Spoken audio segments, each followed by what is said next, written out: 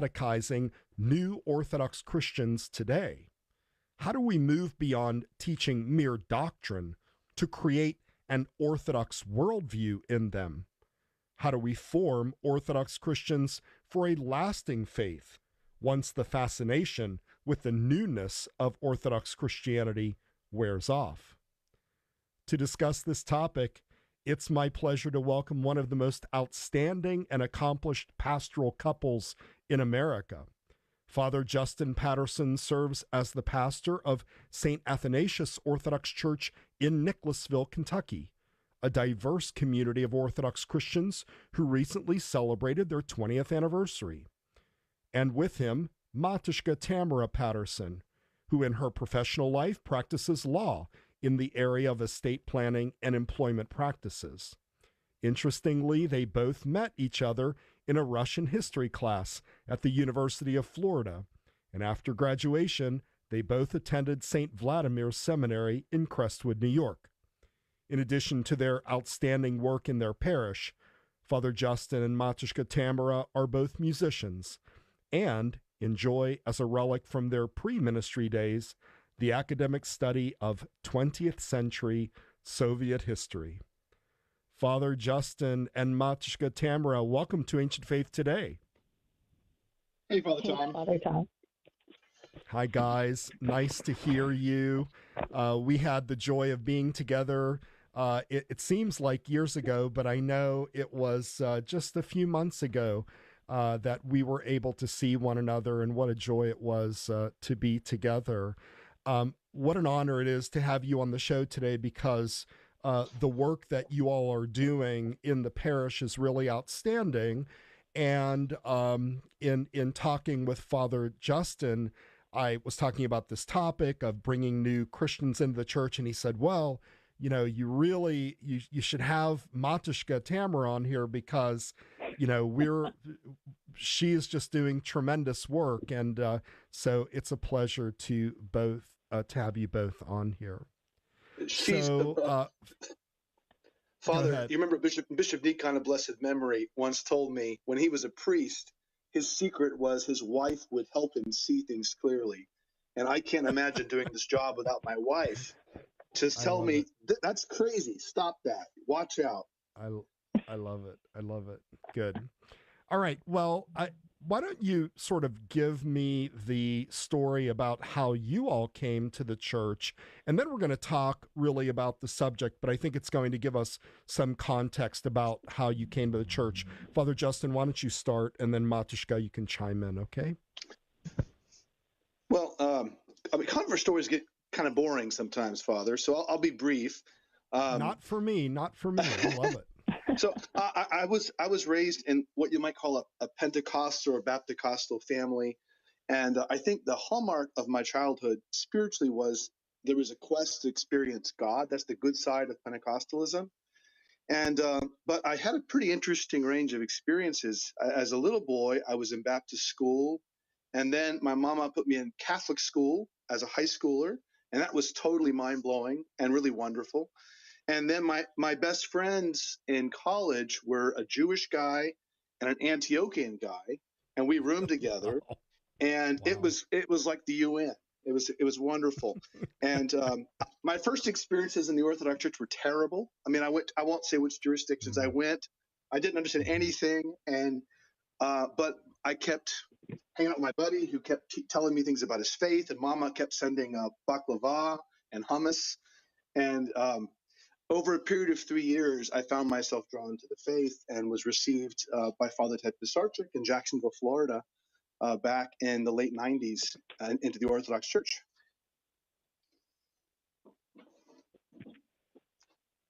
That's the short version. Okay. Sorry, I lost my connection there for a second. I was worried that we lost you, but I lost me. So I'm back on here. Matushka Tamara, what about you? Well, I fell in love with early Soviet history, Soviet literature and art, and this idea of the creation of a new Soviet man. And my history professor told me that if I was going to be serious about it, I had to learn the language. So I very quickly enrolled in Russian classes and did a study abroad. And while I was in Russia, as a cultural experience, the group I was with went to a liturgy. And in Russia, they don't form nice lines when they do things. So at some point in the service, there's this moving around, and I lean over to the guy next to me. I'm like, I can't see what's going on. Like, what's happening? Everyone's moving. And he's like, well, they're all going up to the front, and that guy up there in robes is feeding them something out of that cup. And I was like, well, what is it? He's like, it looks like cranberries on a spoon. And I was like, cranberries? What's the biblical significance of cranberries? That's a New World. Oh my gosh. That wouldn't even, like, what is that? Of course, I found out later that was the Eucharist. But I came back from Russia, and that fall semester, I was in Russian club, and one of my friends in Russian club invited everyone to the OCF. And I was like, I'm going to go learn more about, these cranberries. But I went, and my background, my parents moved around a bit in different Protestant churches. I was initially Catholic. My father's family's Catholic, but my parents divorced, and I was raised by my mom, who is traditionally Southern Baptist. And we had been a bunch of different things. But by this point, like, I'm checking out of Protestantism. I'm telling my friends I'm agnostic, going on atheist, but I just can't quite say I don't believe in God. And I went to the OCF there at the University of Florida. Father Ted Pisarchuk and Father John Ely from Orlando kind of tagged team.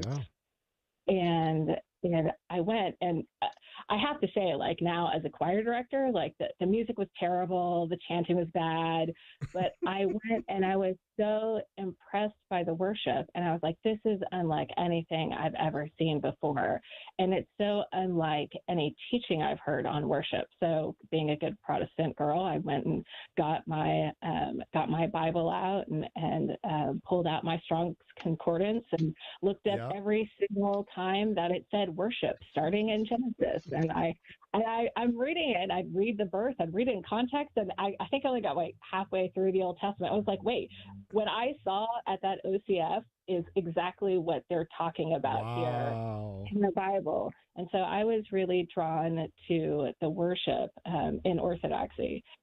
Sort of interestingly, when I left Russia that summer, I remember saying, if I never see another icon again in my life, like, it's just going to be too soon. And within 6 months, I decided I had to be Orthodox. They come for you. I have to tell you a Kentucky story, and that is one time when I was when I was the pastoral assistant at St. Michael's in Louisville, we went down to sing a presanctified liturgy with the new EOC church that was coming in Whoa, I didn't know in this. Tennessee. Yeah, in Tennessee. And so we went down there, and it kind of goes to your story, Matushka. We went down there, and the choir from St. Michael's is very good. And so we went down to sing this presanctified liturgy. And that was the first time they had ever seen that down in Tennessee. And so after the liturgy, they had like a coffee hour or whatever. And I was talking with people, and I said, well, what did you think? And the woman said, if I heard Lord have mercy one more time, I thought I was going to jump out the window. And so, you have to realize that this is really, different for people. But thank God that you both came into the faith, and thank God, Matushka, that you didn't have to look for cranberries in the Bible. I think it would have been would not have ended very well. So now let's talk about the topic here. I made mention in the intro about the idea of the seeker, and I think we can all agree that 40 years ago, and it's amazing that it was 40 years ago, that the typical seeker was a kind of white evangelical Protestant, right? Yes. That was very well read, historically astute about history and theology, and they were sort of reading everything. What would you say is the typical seeker today? Either one of you. Shall I start, maybe? Well, Sure. I think it's all over the place, Father. I still think, well, when I became Orthodox in the 90s, it was very strongly evangelical, white evangelicals, heavily male, but families as well, becoming Yep. Orthodox. Maybe the guys dragging the girls along and the families becoming Orthodox. A lot of Baptists where I was from, a lot of Methodists. But in the decade or so before COVID hit, I noticed fewer evangelicals and more people we might call the nuns, people that have very tenuous affiliations with religion or none at all.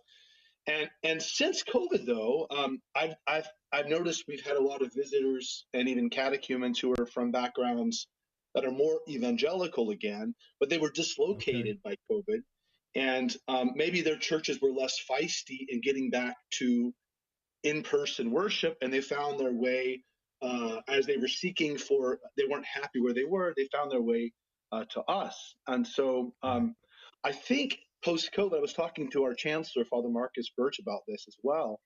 We're seeing people maybe who are a little on the right politically. That's a trend I've observed more so than maybe before the pandemic. People who are really young and wanting something really deep and intense. And there's a good side to that, and also maybe a dangerous side to that. Yeah, I was actually going to follow up on that. Matushka, what do you think? Because you have several things converging there, right? So from what Father Justin is saying, you have people that are saying, hey, my church was making us wear masks, and I see you guys aren't forcing everybody to wear masks, so maybe I'll hang out here. And then you've got people saying, look, there's all these social changes in America, and the laws are changing, and you people are very conservative, and I think I'll hang out here. Could that sort of be a potential problem? Yeah, and I think no matter what it is, but I think, again, we are seeing more people coming in with this idea of like, I'm looking for the most conservative, the most traditional. The issue is when they bring in that sort of baggage, or they say, this is what I believe, and it appears that Orthodoxy believes what I believe, in which case they're not really interested in being formed by Orthodoxy as much as they're interested in just saying, this is what I believe, and therefore this must be Orthodox. And I think that's the danger, is when people come in with these preconceived ideas about what it is to be Orthodox, then it's harder for them to allow themselves to be formed by our tradition and our faith. And then they become shaken when they find out that maybe what they specifically believe isn't quite as dogmatically held by the Orthodox Church, or they run into people who have different ideas or more nuanced views on those issues. Right. Yes. It's the nuance. I love the way you put that, because as a pastor myself, I worry that if somebody comes in and says, look, I don't like the way priest X or pastor X was handling this situation, I'm going to come to your church. My red flags go off, because I'm thinking eventually there's going to be something that I do that you don't like, and you're going to move on to somebody else, right? Yes. And so this sort of, go ahead. I know, I was going to say, that's the same thing. Like when attorneys have someone call up and say, well, I just fired my attorney and now I want to hire you. You're like, yeah, I'm not really sure. It's the same thing with priesthood, right? You're like, there's some issue there that raises a red flag, as you said. Yeah. Now, God obviously can work through all of that. He can work in people's hearts.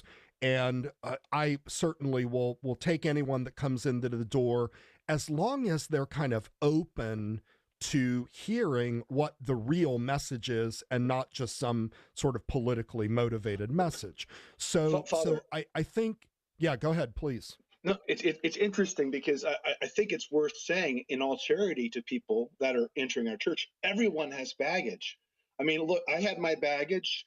My wife had her baggage. Every convert we have has baggage. The question is, are you willing to be formed by the church and really submit your whole life to that, to marinating in the Orthodox faith, really? Right, exactly. And that's where we want to go with this next. So I want to remind everybody, give us a call at 1-855-AF-radio or send us a text to 412-206-5012. So maybe you are kicking the tires of orthodoxy and you're trying to check things out, and you have some questions about what you're getting yourself into, what the views of the church are. Or maybe you're a priest or a lay worker that is working in the church and you have this huge influx of new seekers. Father and Matushka, I've heard there's a church in Texas, Cedar Park, and this Antiochian church has 60 catechumens. I've heard, yes. Which means they probably have other people in the wings, right? And 60 catechumens, that's nothing to sneeze a small at. Parish. So, I mean, they have, according to their website, they have about 250 people in that parish. So let's say their average attendance on Sunday is, I don't know, 150, 175, something like that, maybe even 200. Still, when a quarter of the people that are standing there are, catechumens, that presents a wonderful opportunity, but also a challenge. So let's talk about that challenge. What are the challenges that you were saying? Like, there's people that are nuns, there's NONES, right? There's people that maybe have never believed in God in their life. There may be, and I think we're going to be seeing this here pretty soon, just like we did in the late 1980s and early 1990s.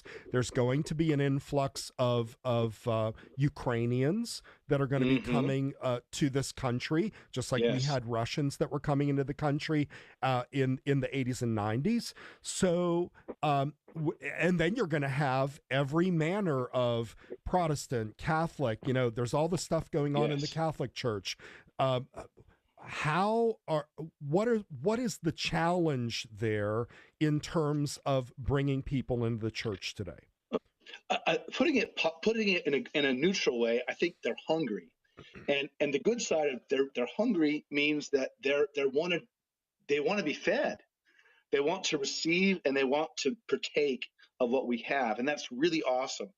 I think the negative side of that is if you have someone who's so hungry and so starving, they're indiscriminate sometimes in what they consume. And they have to really learn patience and really acclimate to the life of the church. I think about Yoda in Star Wars saying to Luke, "You're too old to begin the training," and Luke just wants to do it now. I have so many young people that want to come in and just do everything and become an elder tomorrow and begin to levitate and shine pretty light and all this kind of stuff. And it's zeal, but it's zeal without knowledge, as St. Paul would say. So they're hungry. I think oftentimes people too are a little rootless in our society, and this goes for everybody, not just young people, but people have there's no sense of maybe community that they've come from, no sense of loyalty to it, and then you wonder, well, will they have that same fickleness with regard to our faith? I always have to have that question, right? So I see rootlessness. I see people who are easily impressed by the appearances of orthodoxy. And so, for instance, the more grisly, the better. Kind of, Rasputin looks like a very appealing figure to some people. Very monastic, Right, yeah, and nothing. We love monasticism, right? Of course, base, it's very important. Very base, as they would say. But actually, there's a word that one of my young people used that taught me recently. The word LARPing, right? Live action role playing. There's some people that do monastic life, not the real monks, but people that want to be like the monks. They do this kind of LARPing thing. And so you get this. as I call it, 19th century Russian peasant chic. Yeah. No, and again, I think we want to be very clear. That's not because, you all speak Russian and you have Russians in your parish. I have Russians in my parish. So we love that culture and we love that Slavic history and so forth. Absolutely. However, We're not I think what you're saying is there are people that want to kind of imitate that historical way of doing things that was in maybe the 19th century, that is not necessarily the way that actually one behaves or becomes as an Orthodox Christian.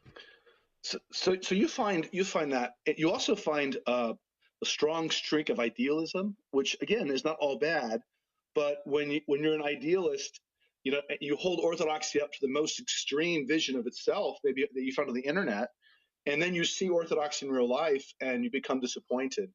And unfortunately, a lot of people don't stick around long enough to really get beyond that impression and to see kind of the depth of the faith as it's lived out in real life. Right. So can I ask you both a question here? Has there been much discussion or rancor over the situation between Constantinople and Moscow in your parish, or have you seen that play out? Because I can tell you, I have. I actually had a family that left and became Roman Catholics. This was before all the motu proprio that came out from Pope Francis, but I had a family that was insistent that this was a sign that Orthodoxy did not live up to its own claims, because there was this schism. I'm aware of it. Maybe two families that were on the road to becoming Orthodox that retreated from it, and I think this might have been part of the cause. I try to pastorally here not speak too much about the split, emphasizing that indirectly we're in communion with both of these groups, and they maintain ties, however tenuous, with each other. But no, it's something that we're not proud of, I think, and it doesn't commend our Orthodox faith to other people. Yeah, and I'm just pointing it out to be an example of, this idealism. People will read the books and they will say, wow, this is what I want. And then they go to a parish, and as you said, Matushka, the choir is bad, and people are mean, and you're sitting in my pew, and whatever it is. And all of a sudden, that image of this perfect orthodoxy, which of course we believe the faith is complete and full and lacking nothing, but the way it's played out in a parish will disappoint some people. Yes. Yeah, and I think one of the other big things too is just being young in the faith. People, they read their way in, and they have this kind of intellectual idea of what orthodoxy is. But I mean, the internet is great, right? I mean, you can find everything on the internet, but the internet's terrible because you can find everything on the internet. And so there's a lack of being able to have a framework or a prism to kind of run things through to know what's good and what's bad. And unless people who are new to the faith are really plugged in talking to people who've been around for a while, whether that's their priest or someone else. I mean, I've had people, well, I just saw on the internet. I'm like, what? I've never heard of that before. Yes. Right. Yeah, absolutely. And this, I keep saying I'm going to plan a show about the whole sort of internet and orthosphere issue, because it really has become a problem. I'm not sure what you do about it, because the internet is as Presbytera Eugenia Constantinou says, the internet is the place where everyone is an expert. And this is a problem, right? This is a real problem. And she states so brilliantly in her book, Thinking Orthodox, that we have to regain a sense of expertise and a sense of theology is not a game that everyone plays. Everyone is an expert on everything these days. So they're an expert on law, they're an expert on theology, on COVID, on everything, because of the internet. And so this just sort of is a place of division and rancor. All right, so it's worth. Yeah, please go ahead. It's worth noting, Father. This is where the priest has a very important role, because, in a sense, I'm the gatekeeper as a local priest of who enters the church. So it's my responsibility then to make sure that people I'm baptizing and chrismating, bringing into the Orthodox community, have been vetted in a sense. That I've asked them questions about what they think and believe, and that I could, in a sense, stand next to them and say, this person believes in a mostly Orthodox manner. But that's an opportunity then for us as the church to slow down the process, to have them be catechized, and to really integrate them into the life of the church in a real way, not a virtual way. Exactly. Let me ask you about some of these groups that are coming in also, because, and I don't want to, I know this might sound like generalizing and sort of putting everyone in a certain group. But I do think that people that come from certain backgrounds may have certain tendencies that makes the journey to orthodoxy more difficult. So let's talk about, like, what kind of baggage might an evangelical bring? What kind of baggage might a Roman Catholic bring? What kind of baggage might a sectarian or a secular person with no religion bring? What do you think about that? Matushka, go first. Oh, I go first on this. All right. Well, we'll start with actually let's start with the Catholic and some of the high church Protestants. I think for and again, this is like very generalized. This is going to be my disclaimer here. I think one of the issues with that category of converts is a lot of times they view coming to Orthodoxy as they've found that their church has left them, and Orthodoxy is actually what they've always believed. And so there's this tendency to come in and say, well, I've always been Orthodox. Everything I believe is Orthodox. And again, that idea of like not being willing to really be formed, because I mean, and for all of these groups, really, Orthodoxy, it's not just a creed that you sign your name to. It's a whole new manner of living. And it takes time to kind of fall into those traditions and those patterns of the church. And like that's I mean, we can talk about Orthodox faith and Orthodox doctrine, but it really is the way you order your life. So I think with people who kind of view, well, this is the church and I've always believed this, then I think that's one of the issues.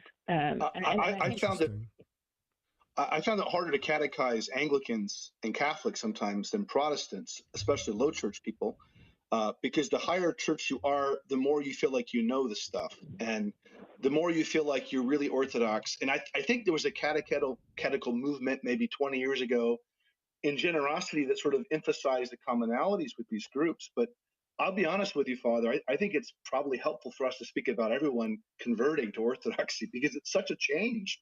And it's such a whole different mentality and a worldview, you might say, that we all need to have that in mind as people are entering the church, whatever they're coming from. Yeah, if we just say we're Catholics without the Pope, Yeah, no, that's terrible. And the filioque, right? And even worse are the Tridentine folks, and I love them. They're so sweet, but they'll come and be like, you're like the Tridentine Catholics. I'm like, no, we're not actually. We're really not like that at all.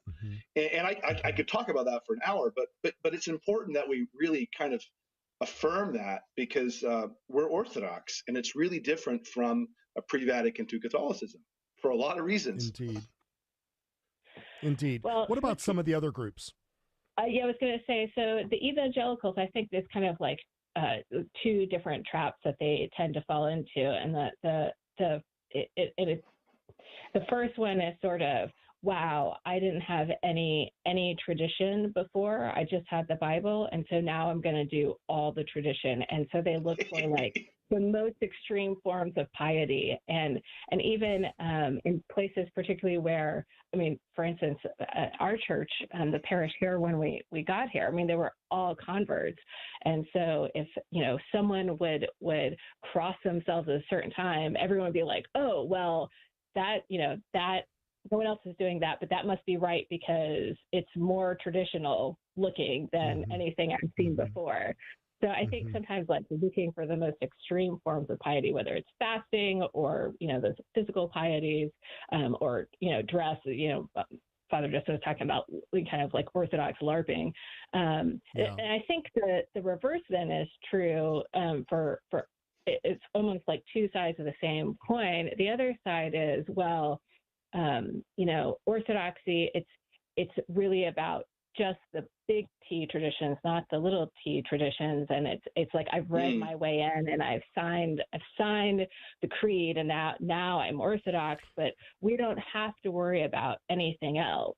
And this sort of negating of the life experience and the lived traditions. I think, I love Father Alexander Schmemann, but I think sometimes new evangelical converts read him and don't read him in the context of a church trying to become American. And, if you're in a church at a parish like this, all American, there's no way people are going to mistake you for some kind of museum piece, right? I absolutely agree with that. I think it is so true. I have had so many people, quote certain things, especially out of Father Schmemann's personal journals. And I keep telling people, look, this was at a specific time by a specific man dealing with very specific problems. These are not sort of like universal problems and prescriptions that he's giving here. That he was writing this for a specific time. And I think when people are sort of only, this is exactly what you said here. I love this, that they're sort of like book learned, right? And they're not really experiencing or for instance, they're not meeting people. And that's what I want to talk about after the break here. Right. It's like, what are some of the other experiences? Because what I fear is going on in some parishes, and I feel bad like for smaller parishes where they don't have a lot of resources. The priest is stretched very thin. Maybe he's got a secular job, and he can't put a lot of time into this. There, some places are just handing a book to people saying, read this book, right? And then I'll chrismate you in 3 months or whatever. And that's, I think, not going to help the situation. That is very, very common, actually. Yeah. I think it's not helpful. All right. So here's what we're going to do. Let's take a short break. And when we come back, we're going to talk a little bit about what are some of the other things that we should be doing in the formation of new Orthodox Christians beyond just reading a book. You are listening to Ancient Faith Today. Give us a call. Come on, people. 1-855-AF-RADIO, 1-855-AF-RADIO, or send us a text to 412-206-5012. We want to hear from you. You are listening to Ancient Faith Today, and we will be right back. Father Tom will be back in a moment. In the meantime, the lines are open at 855-237-2346. Don't go away.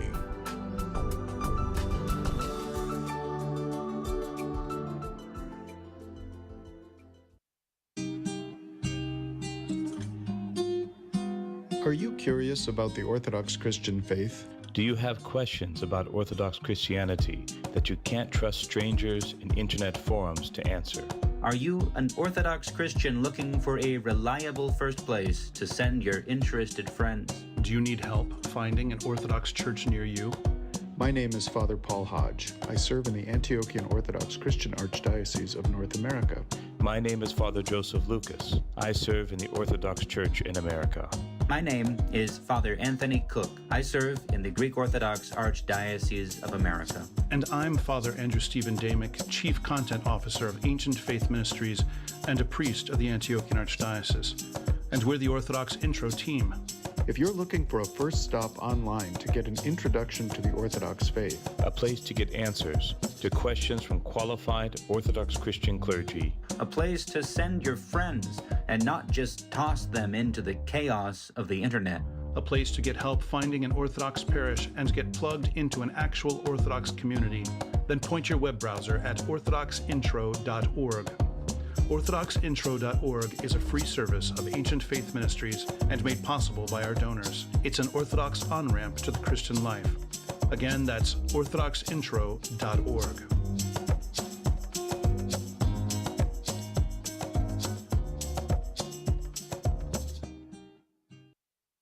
We're back with Ancient Faith Today and Father Tom Soroka. Give us a call at 855-237-2346. Here once again is Father Tom.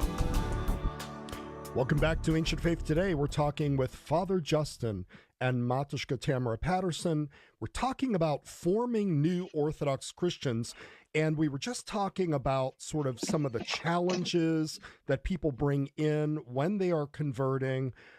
Let's ask Matushka, tell me what are some of the other things beyond the didactic formation, which is very important. We have to teach people the faith. We have to have them understand, what the doctrines are, why we worship the way we do, the Bible, etc.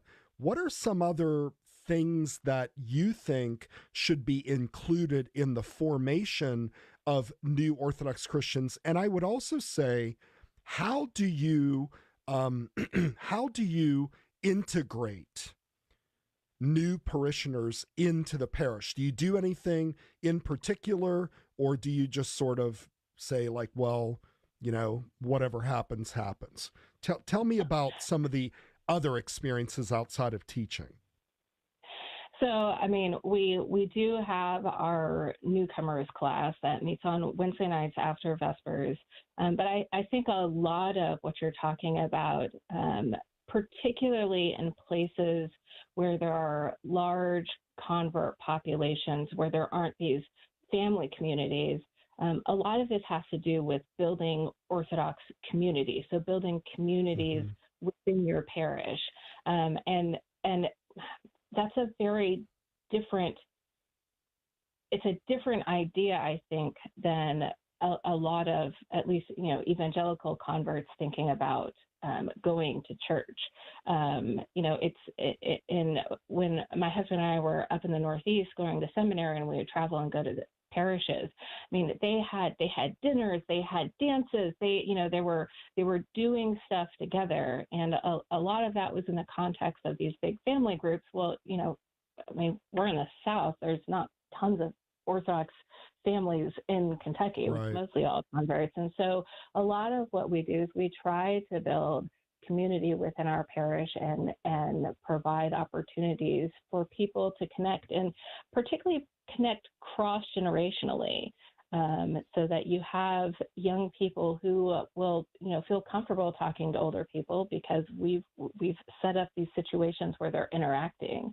One of the first things we do every year, except during COVID, so we had like a big one recently, we'll have a newcomers banquet. We have the newcomers all together, all the recent catechumens who have been baptized in the last year, and they all kind of get to talk and tell their stories a little bit. And we have someone from the parish be like a featured speaker and talk a little bit about their lives. But I know that's one of the things we do. I'll let my husband take over now and see if I'm missing other things. Sure. Well, no, I think that as important as formal catechesis is this idea of just being grounded in your parish life and learning to love your neighbors. I think it starts, frankly, with people just hanging out at the fellowship hour, trying to meet new people. I'll tell them, hey, if you don't know anyone, let me introduce you. And I'll even, if they come to me complain, I'll say, introduce yourself, go meet people. And and especially this cross-generational aspect is key, because what temptation I've observed is that young people will often gravitate their own kind, and what we want to do is make sure that people are able to, yes, have friends in your own age group, but particularly about formation, to be with someone who's grandma's age or mom and dad's age, or someone of a different background, or someone that had an experience in Russia or in Greece, and really trying to celebrate that and enjoy that, because those bonds then become the glue of the community, and we have to generate that here because we don't have it naturally. And making sure that I was going to say, also making sure that you're connecting with people who've been Orthodox longer than you have. So one of the things that people find hilarious here, but it's it seemed obvious to me, we moved here and there were, everyone was a convert except this one guy, and he's a confirmed bachelor retiree from Ohio. He had retired down here. And Cradle Orthodox. Cradle Orthodox. His family's been Orthodox for 1,000 years. But when I had issues come up with my kids, and I was like, I had parenting questions, I looked around, I was like, well, who am I going to ask? I was like, well, I'm going to go ask him. And I'd sit down and I'd be like, hey, Carl, I have to ask you, what did your mom do, right? Because people who've been Orthodox 5 years and their kids are, in middle school, well, we don't know if what they're doing is working. So I think part of it, too, is just making sure that you're connecting with people who've been Orthodox longer. Exactly. I think that is very, very important. And I think also, the idea that somehow people can just come into the church without feeling like they are part of the community. I love that you do things like you're having a dinner to make sure that everybody meets one another, or that you are intentionally, telling people, hey, go meet them.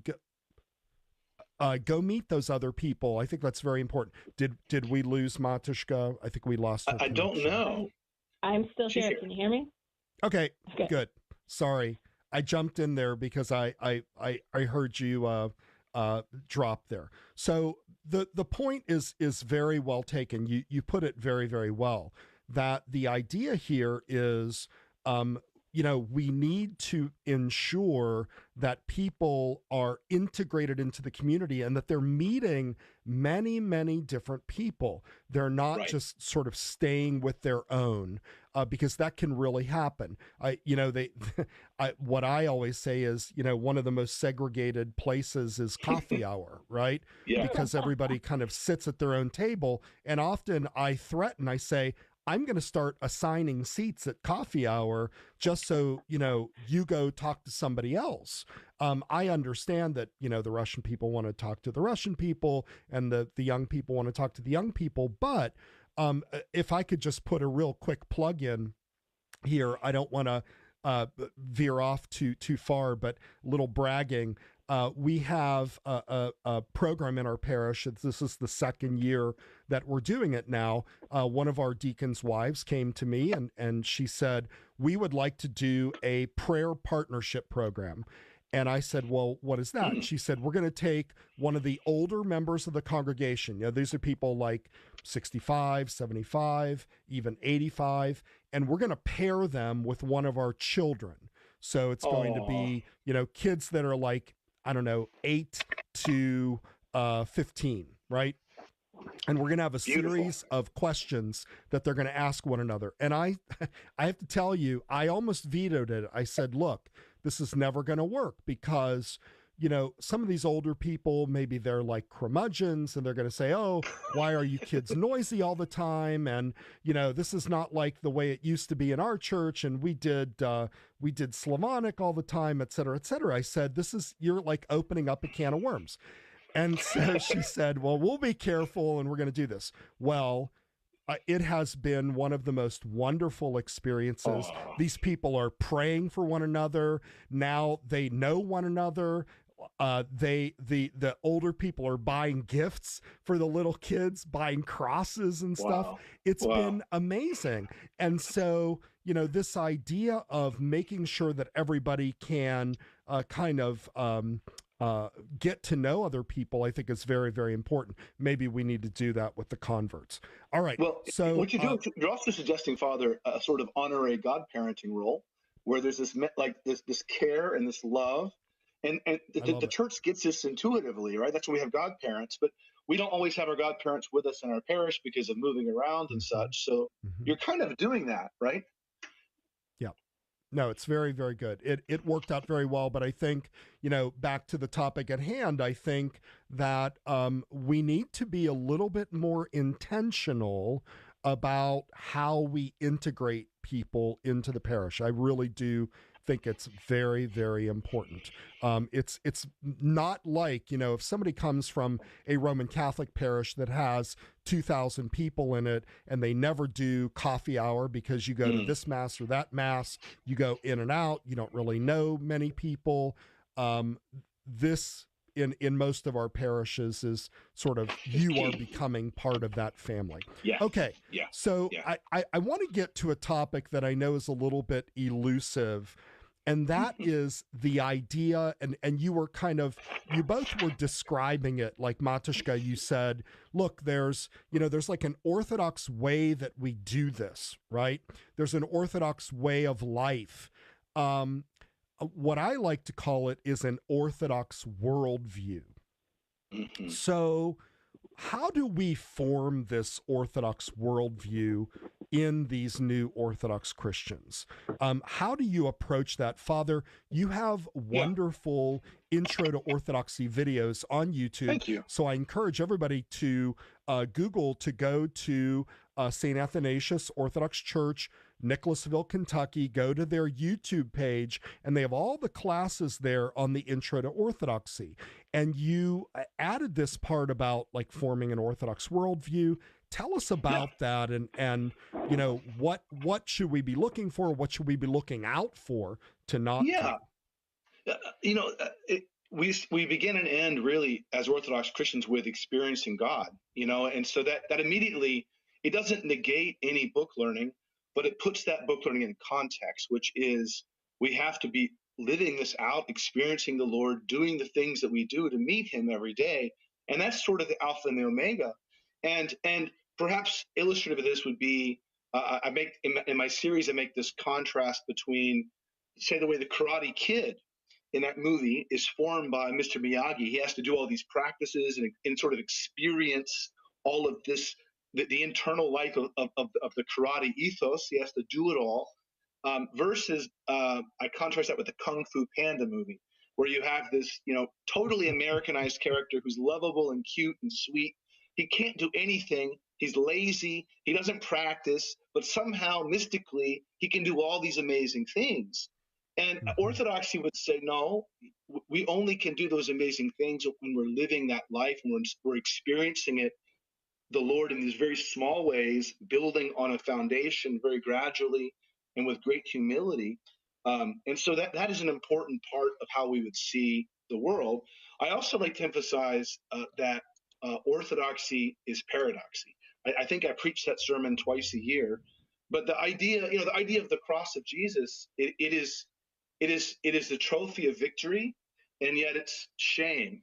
Our Lord's, the whole incarnation is God with us, but he's also from above.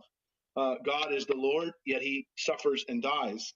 All of these things must be held together in tension, and you really can't get orthodoxy unless your brain is being bombarded by this. The orthodoxy is paradoxy. This is a big Father Thomas Hopgood point, but it really helps people get their minds and hearts around what we're trying to do, because it's not just learning facts, it's entering into the whole life of the faith. And that just takes a lot of time and a lot of patience with yourself and with the church, and frankly, a lot of love from people in your life. Those little ladies at coffee hour that love on you and tease you. And part of this is being able to laugh at yourself and be able to just enjoy the journey of life. And I'm afraid a lot of people, when they're coming into Orthodoxy, they're so obsessed with getting things right, they don't stop and smell the coffee, and they can't taste and see that the Lord is good, and they miss out on that. Orthodoxy is so redolent with beauty and wonder and awe and friendship and warmth. That's part of it too. Anyway. I agree with your point. I really think that this is actually very important. I don't know if it's just me. I don't know if it's just, the terrible weather in Pittsburgh and it's always so depressing here. But I notice that more and more over the 22 years, there's sort of like an increase, certainly not everybody at all, but there is an increase, and I hear this from other priests too, of people coming to the church sort of broken. They have had, it could be maybe the time, I don't know, because we're going through COVID and we're going through a war and we're going through, sort of like all of this. Matushka, do you sort of sense that, and of course we're all broken in some way, right? This is certainly the truth, but do you get a sense, maybe from speaking with other people, that there's a kind of increase in brokenness? Is it within the world, or is it just people we're receiving, or what? Do you have a sense of that at all? I think people have probably always been broken. It might be more that the people who come to Orthodoxy now maybe appreciate their own brokenness, in a sense that the sort of intellectual, I've read my way into Orthodoxy, and now there's like I have the creed right, I got the test right, and I am now a licensed Orthodox. Right. I think we're seeing more people come in and they understand that there's something in Orthodoxy that they need. Again, I think the big thing is just, are they willing to come, and what they think they need, it might not actually be it, right? Are they willing to just come and let themselves be kind of washed by the services, washed by our theology and by our praxis, and allow themselves to be reformed in an Orthodox way? Very, very good. What she said. I mean, that's perfect, really, to allow the church and her mysteries, in the worship and the prayer, if we enter into it, right? That's the thing, we have to enter into it and not look at this as an academic exercise, where I'm learning things about Orthodoxy, and I happen to go to church on Sunday where they have this different service and it's really beautiful, and then I go home and I kind of live my life the same way I always did, instead of... It's important to say, too, I think, along with this, that Orthodoxy really is not a Sunday-only faith. It's really hard to do this if all you're going to do is come to liturgy on Sunday, as important as that is. But it's the high point of the week. But really, I look at the Lenten schedule. There's services many days of Great Lent, and to imagine experiencing Pascha without that, to me, would be a great loss for somebody. And I try to emphasize that. This is important for shaping your whole life, Yeah, I worry about that a lot. All right, so let's we're at the top of the hour, so we have to unfortunately wrap it up. I could talk to you guys all day long, and thank you so much. Here's the big question. I'm going to throw this to Father Justin, because although I would love to get Matushka's viewpoint on this, but how do you know when somebody is ready to be received in the church? This is really, I think, maybe like the $50,000 question, right? It's a good question. I got a bulleted here, Father, because I've been thinking about this. So first, they have to ask me. If they don't ask me, I don't usually ask them, because they need to feel like this is something they want to do. Very rarely will I invite somebody. They come and say, Father, I want to do it. And then I say, all right, think about it. And I give them two questions. I say, are you ready to remain Orthodox if our parish were to disappear tomorrow? And if they can't say yes, I say, then you're not ready. And then I ask them, are you ready to die Orthodox? Do you want to die Orthodox? And if they can't answer yes to both those questions, I will not make them a catechumen. And you also make them go visit other parishes, because they can't answer really, could you still remain Orthodox if our parish wasn't here, unless you've been to other parishes. Yes. Wow. And so that's even before the catechumens, because my view is once you're a catechumen, you're betrothed. And you don't want to call the marriage off, right? So usually we have a long, maybe a year-long process of visiting, and then at least, and then, a 6 month to a year of catechumenate. Sometimes less than that, but we kind of do the catechumenate informally before they're catechumens officially, right? They're going to classes, they're coming to services, maybe they're talking about prayer rule and how to live an Orthodox life even before they're formally enrolled. Very, very good. Excellent. That's really important, because I honestly, maybe I had sort of been doing this naturally, but now that I think about it, people do say, how can I be Orthodox? Like, I really want to do this now. What I've said before is, when you get to the point where you say, I can't do anything else but this. I got to do it. Right? And I have to do this. Like, I can't go here. I can't go there. I need this. That's really the point where, okay, I think at least in terms of that, you're ready. Father and Matushka, thank you so much for joining. It was really fun. And it's a very, very important topic, because I think as we move forward, moving out of COVID, there's been a lot of restlessness. People are moving here and there. They're looking for new sort of perspectives on faith. And I think, obviously, Orthodoxy being the fullness of the faith, we want to offer that to people.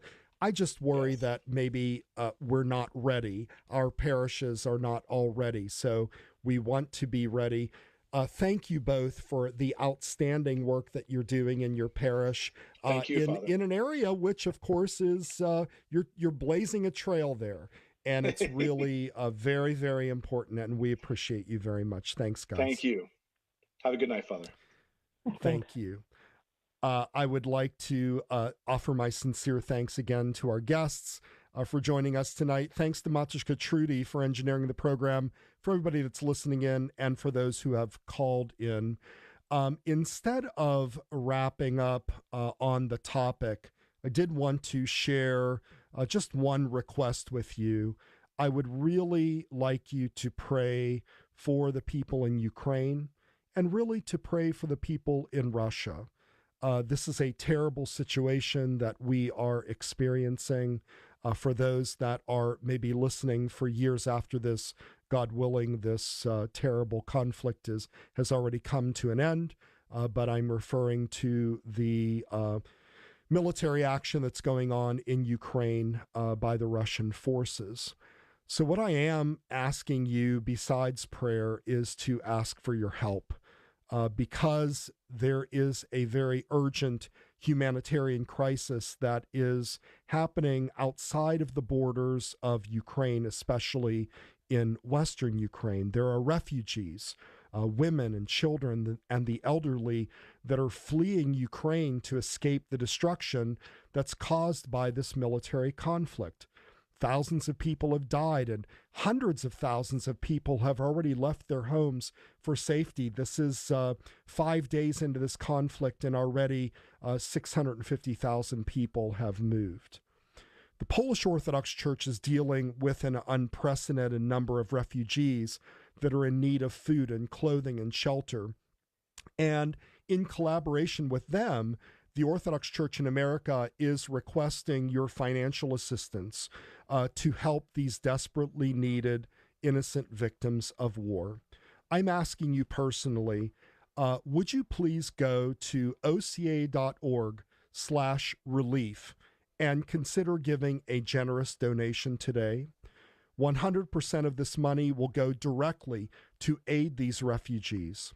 Please pray for these people and go to oca.org/relief to give a donation. And thank you, and may God bless you for your compassion. And that's our show for tonight. Remember to like us on Facebook at facebook.com/ancientfaithtoday. Share out our program after that's posted. Give us your feedback and contact us with any ideas or topics that you might want to hear about. Join us next Tuesday evening for another edition of Ancient Faith Today. Good night, everybody.